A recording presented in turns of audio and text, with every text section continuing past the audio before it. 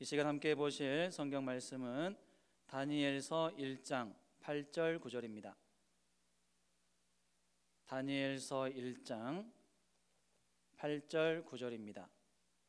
구약 성경 1231페이지입니다.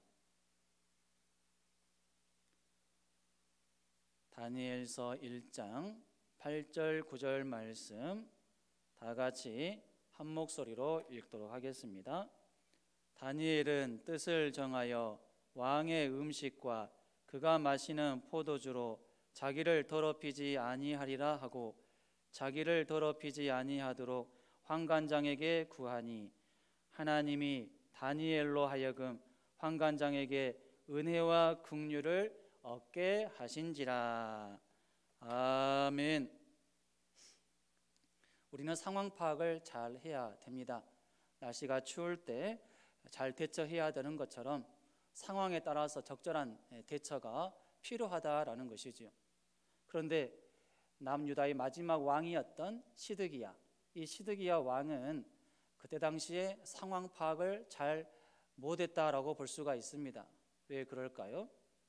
분명히 하나님께서는 예레미야 선지자를 통해서 예루살렘에 위기가 찾아왔고 더 어려워지지 않도록 이제 조심해야 되고 또 바벨론 왕에게 잘 보여야 된다, 또 바벨론 왕의 말을 잘 들어야 된다라고 수없이 말을 했음에도 불구하고 시드기야 왕은 바벨론 왕의 말을 잘 듣지 않았죠. 친애굽 노선을 따랐습니다. 이렇게 하다 보니까 어떻게 되었을까요?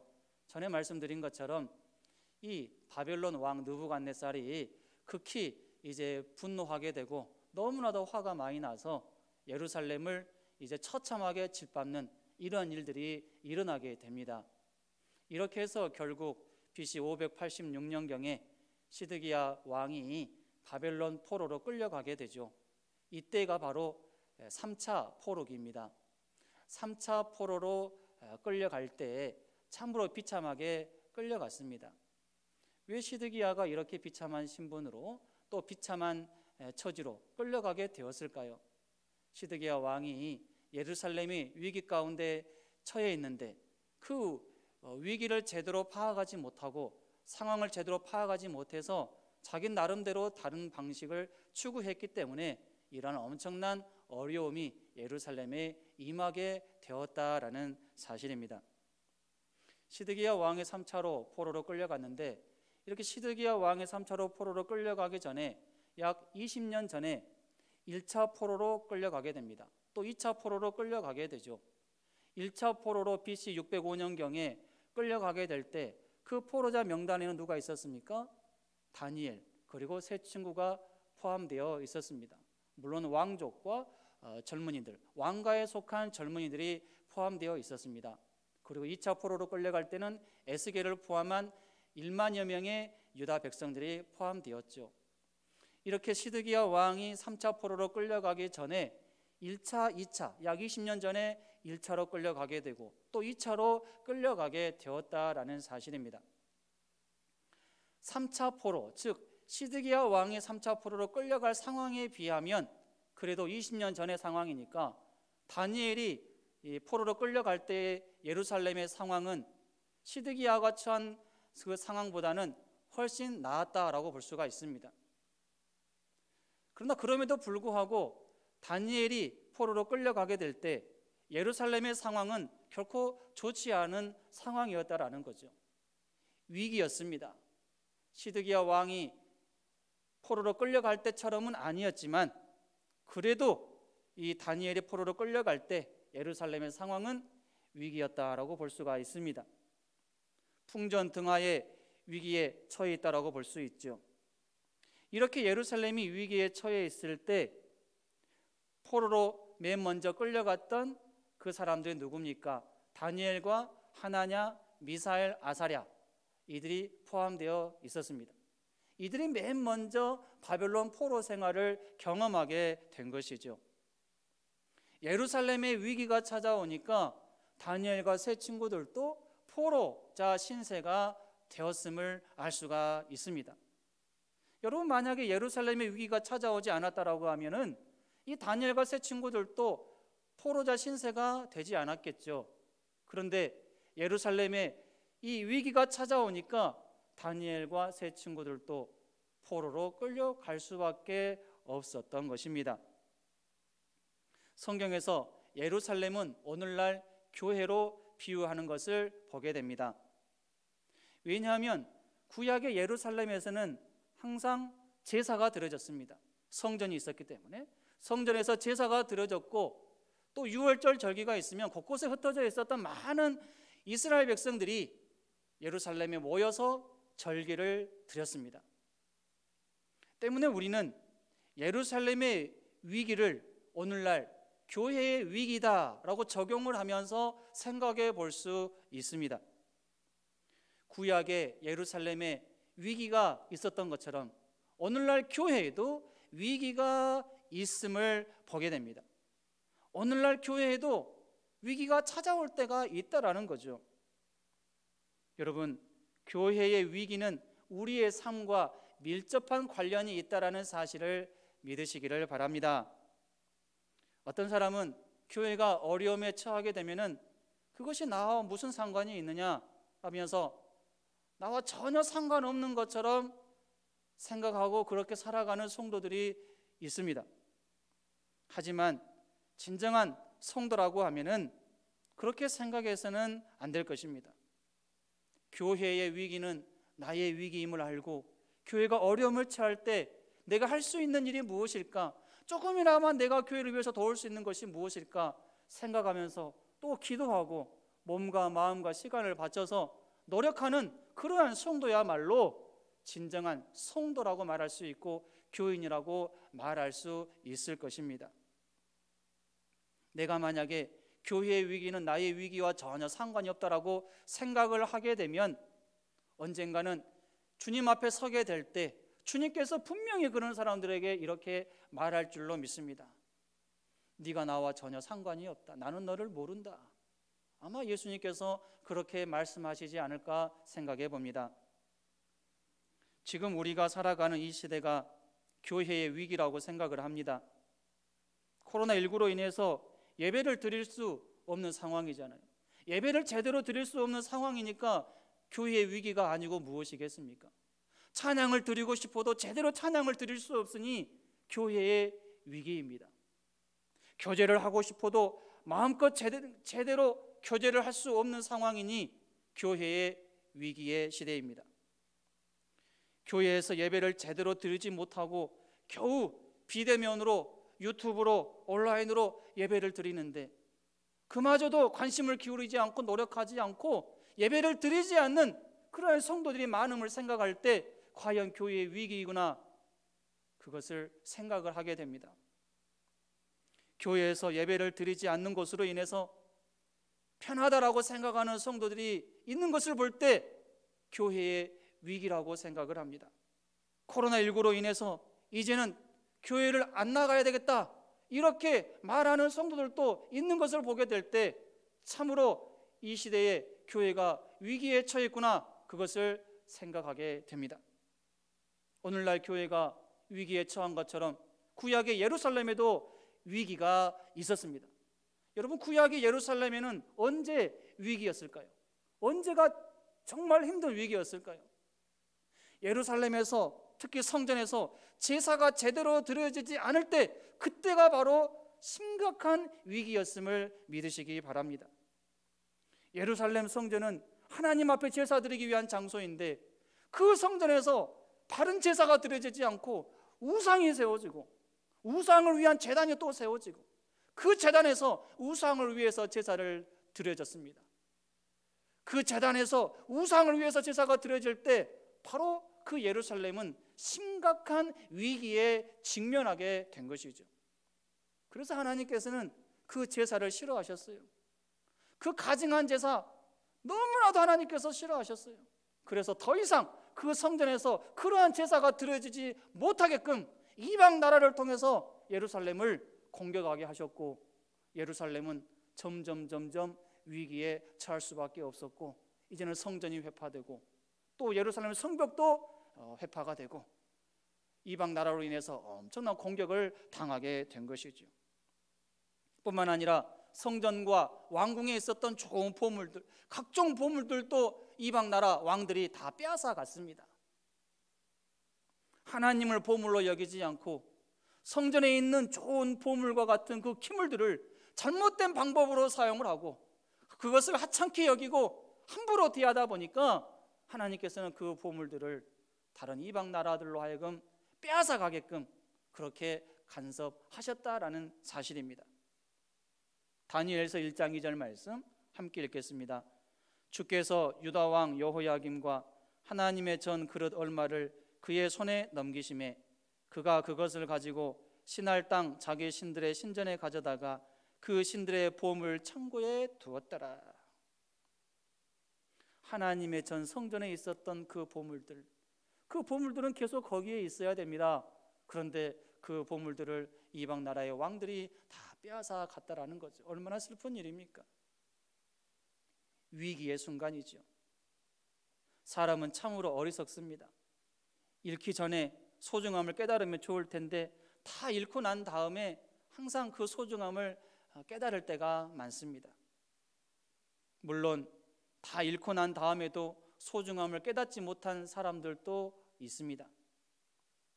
예루살렘의 위기를 제대로 인식하지 못했던 역대 왕들로 인해서 결국 예루살렘은 점점 더 큰 위기에 직면할 수밖에 없었습니다.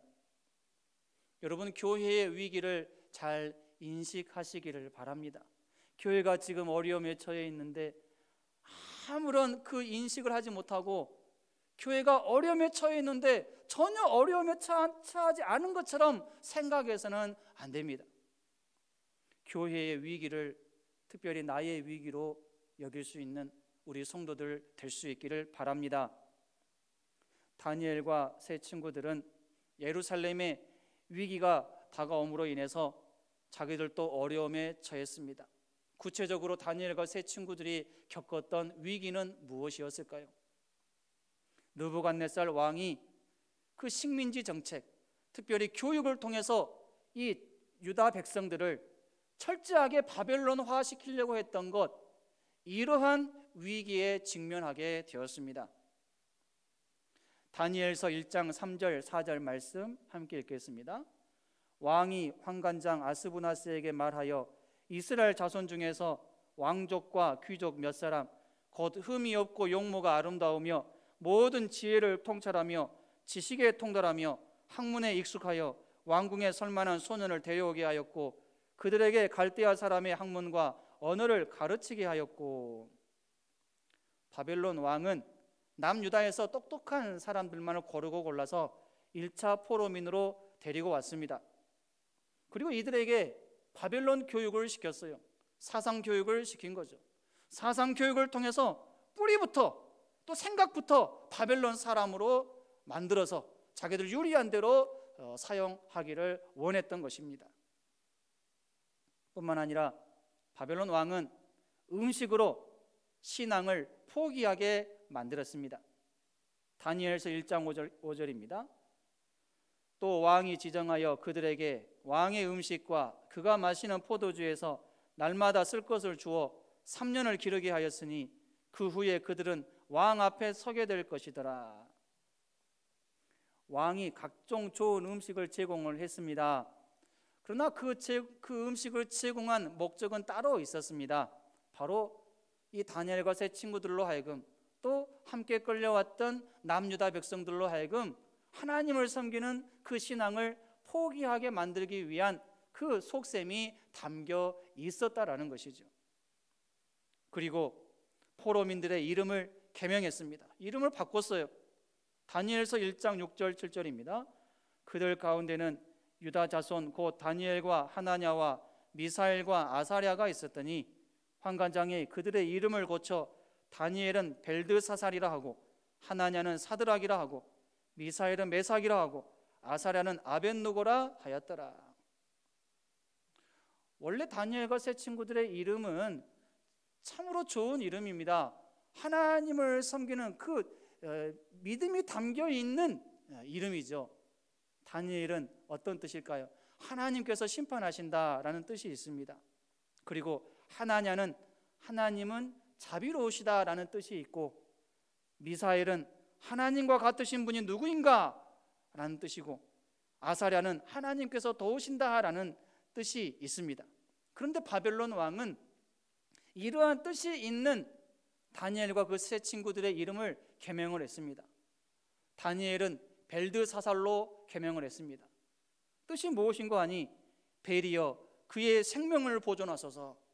바벨론이 우상으로 섬기는 그 이방신, 그 벨이라는 신이 있는데 그 벨이여 그의 생명을 보존하소서, 이러한 뜻이 담겨져 있는 이름이죠.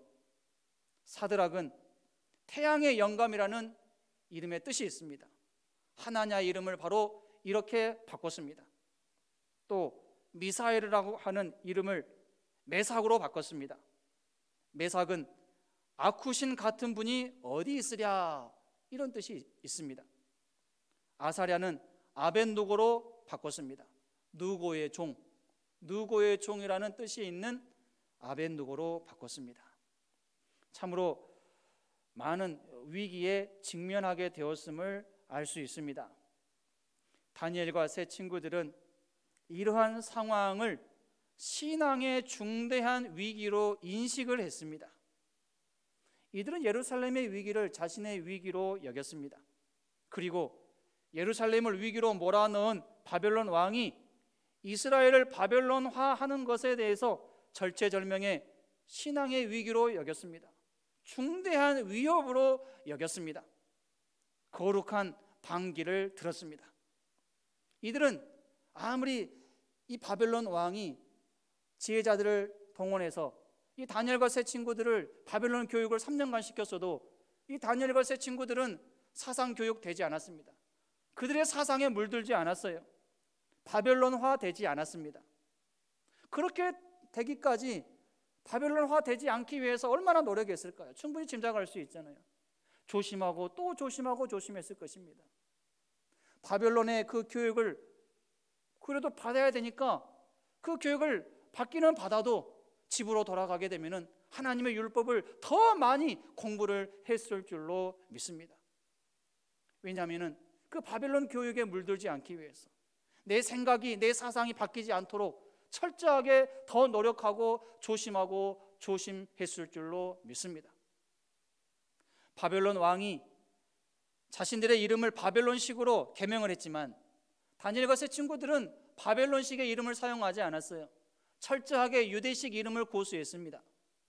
다니엘, 하나냐, 미사엘, 아사랴, 이 이름이 나의 이름이다 라고 항상 생각을 하면서 중요한 순간순간에 나 다니엘은, 나 벨드사살은 이렇게 말하지 않고 나 다니엘은 이렇게 고백하면서 하나님을 경외하는 자신의 신앙을 그렇게 고백을 했음을 알 수가 있습니다.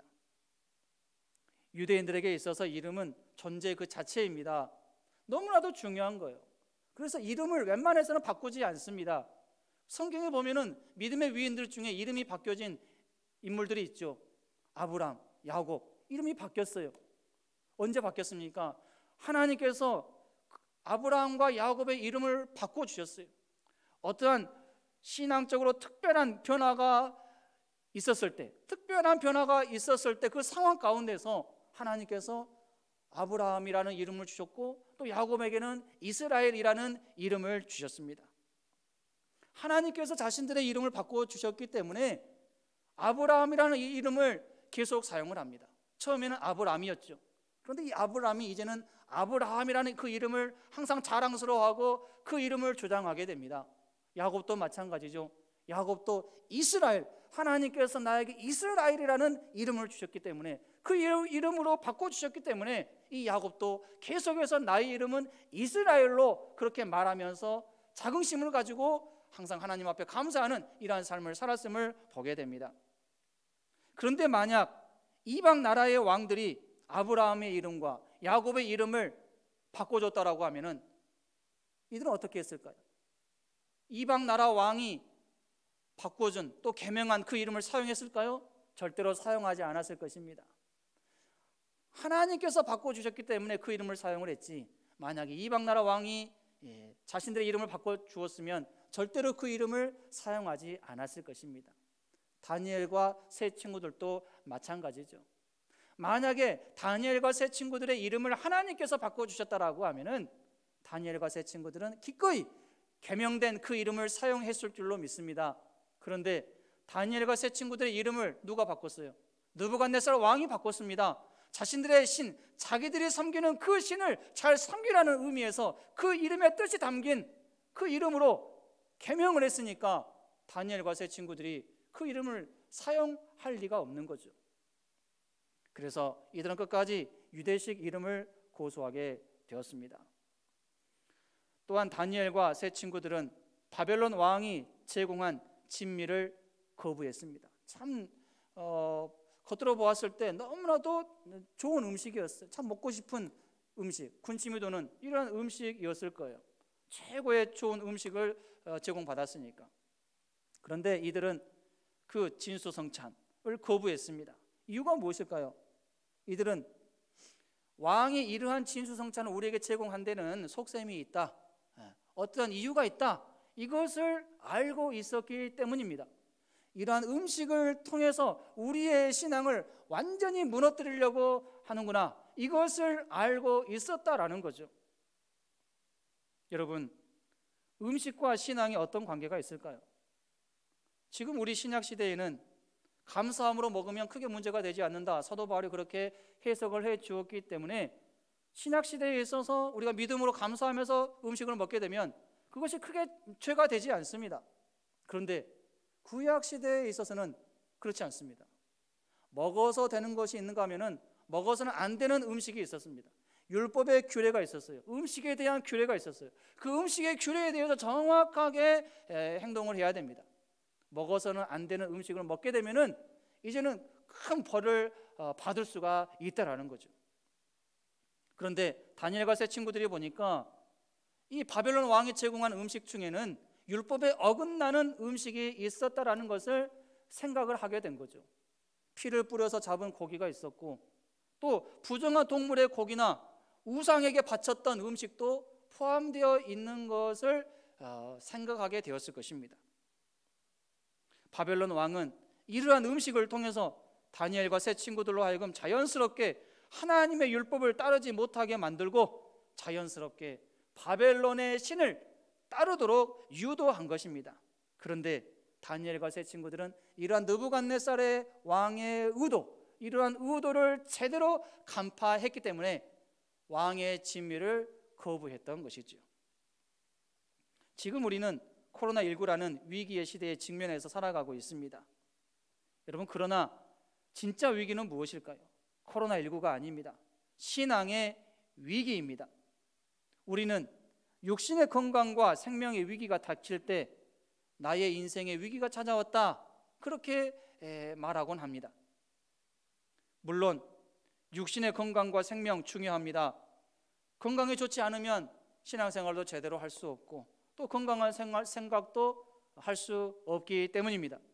그러나 여러분, 문제는 육신의 건강과 생명의 어려움이 닥칠 때는 위기라고 말하면서, 나의 인생의 위기가 찾아왔다라고 말하면서, 정작 신앙의 위기가 찾아왔을 때 누가 보더라도 신앙의 위기인데, 신앙의 위기가 찾아왔는데 그것을 위기로 여기지 않는다라는 것이죠.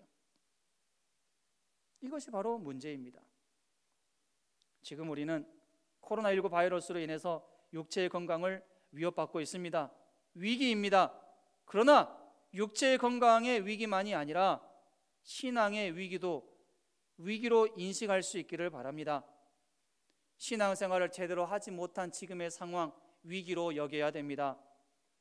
그리고 위기 극복을 위한 방법을 찾아야 되고, 위기 극복을 위해서 최선을 다해야 됩니다.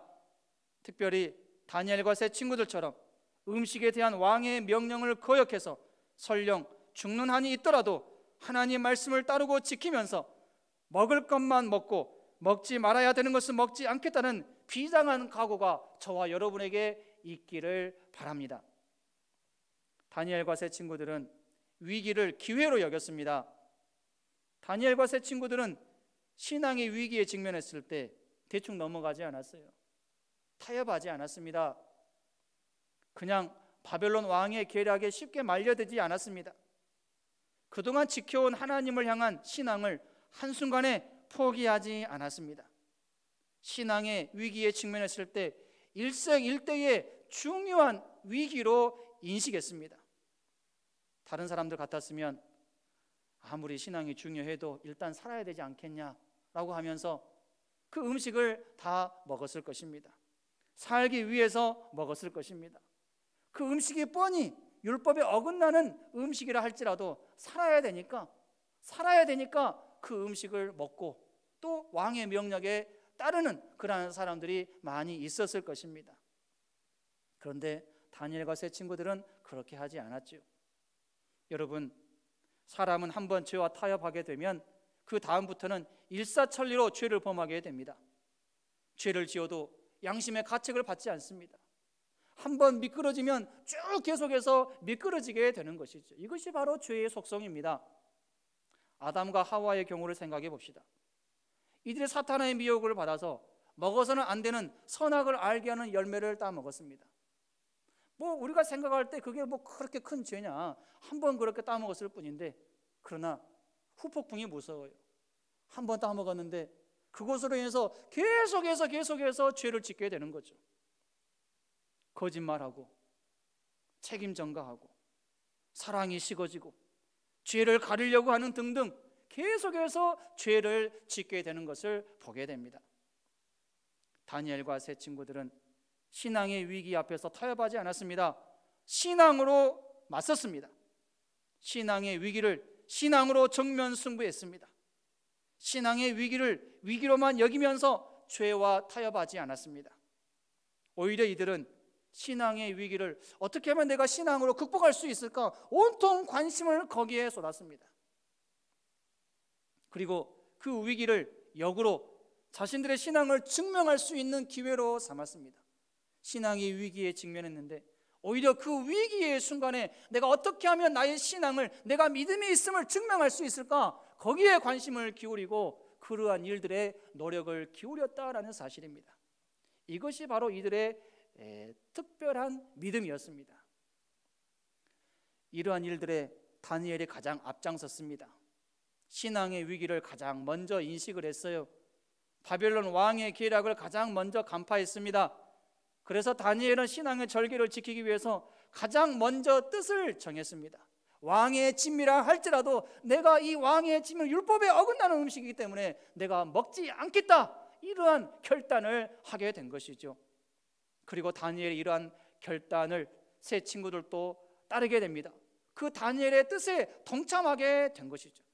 이것은 다니엘의 뜻이 아닙니다. 하나님의 뜻이었기 때문에 이 믿음이 좋은 세 친구들도 이 다니엘과 같은 말을 하게 되고 같은 마음을 가지고 같은 뜻을 가졌다라는 사실입니다.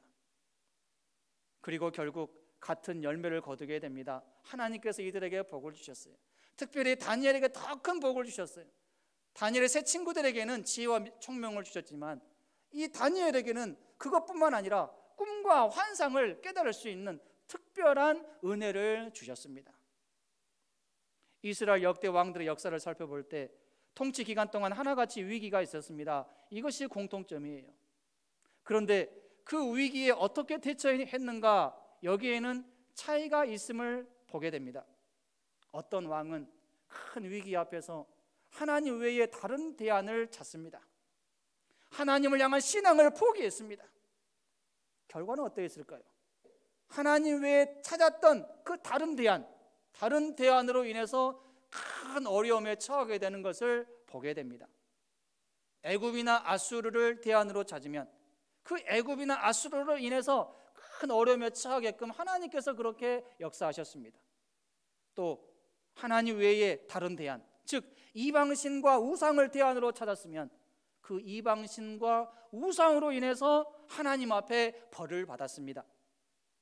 재물을 대안으로 찾았으면 재물로 큰 공경에 빠지게 되었고, 자기 자신의 힘과 권력을 대안을 찾았으면 자신의 힘과 권력이 한순간에 약해지는 어려움을 당해야만 했습니다. 그러나 어떤 왕은 위기 앞에서 하나님을 찾았습니다. 하나님을 유일한 대안으로 찾았습니다. 결과는 어땠을까요? 하나님의 도우심으로 인해서 특별한 은혜를 경험하게 됩니다. 신기한 은혜, 희한한 은혜를 경험하도록 하나님께서 역사해 주셨음을 믿으시기 바랍니다. 여러분, 신앙의 위기 앞에서 끝까지 신앙으로 이기려고 하는 사람이 있는가 하면 신앙의 위기 앞에서 여지없이 타협하면서 신앙의 길을 포기하는 사람도 있습니다. 우리는 어떤 사람이 되어야 할까요? 다니엘과 세 친구들처럼 신앙으로 위기를 극복할 수 있는 저와 여러분이 될 수 있기를 소망합니다. 신앙의 위기에 직면해 있으십니까? 그 위기 앞에서 신앙을 포기할 이유를 찾지 마시기 바랍니다. 타협할 이유를 찾지 마시기를 바랍니다. 오직 신앙의 위기를 신앙으로 극복하기 위해서 다니엘과 세 친구들처럼 뜻을 정할 수 있기를 바랍니다.